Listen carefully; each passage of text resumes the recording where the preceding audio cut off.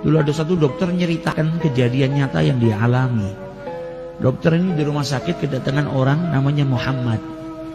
Muhammad di usia 30 tahun. Dia bawa wanita tua, wanita tadi dipeluk sama dia. Dan wanita itu berontak terus. Mau buka jilbabnya, teriak-teriak, berontak kepingin lari. Dibawa ke rumah sakit, kata dokter perempuan tadi, ini siapa? Ini ibu saya. Lah kenapa kok sampai seperti ini? Ya ibu saya memang dari kecil lahir dalam keadaan kekurangan di akalnya.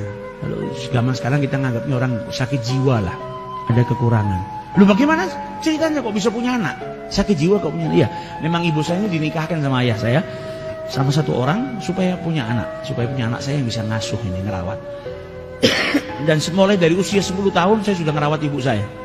Saya yang bersihin kotoran, saya masakkan ibu saya ngasih makan. Kalau mau tidur saya ikat kaki saya dengan kakinya ibu saya. Saya takut ibu saya lari dari saya.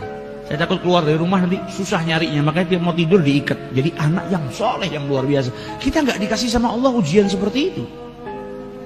Kita nggak dikasih ujian kita masih kecil. Ini anak diuji sama Allah punya ibunya dalam keadaan sakit jiwa. Mungkin kalau anak zaman sekarang sudah malu ngakuin ibunya. Mungkin ibunya dipergikan ke rumah sakit jiwa sudah supaya anaknya tenang. Ini enggak, sampai usia 30 tahun dia masih merawat ibunya. Lah kenapa dibawa ke sini? Ya ibu saya punya diabetes sama punya darah tinggi, ini saya enggak kumat, saya bawa ke sini ke rumah sakit. Dan dipegangin ibunya ngelepas jilbabnya, nyanyi semua. Anaknya sabar luar biasa. Maka kata dokter tadi, kenapa tidak kau letakkan di rumah sakit jiwa? Ibumu kenal nggak sama kau? Nggak tahu. Sampai detik ini ibu saya nggak tahu kalau saya ini anaknya. Lah kalau gitu ngapain kau asuh? Kau letakkan rumah sakit jiwa dan kau bisa membina karirmu. Tapi yang menciptakan ibu saya tahu kalau saya anaknya. Allah ini nggak pernah lupa.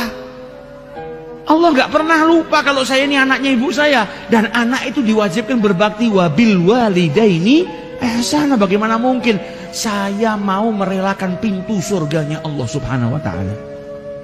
Tiap hari saya berjuang, mau ibu saya kenal tidak kenal dengan saya, yang penting saya harus berbakti supaya tiap hari ada pintu surganya Allah.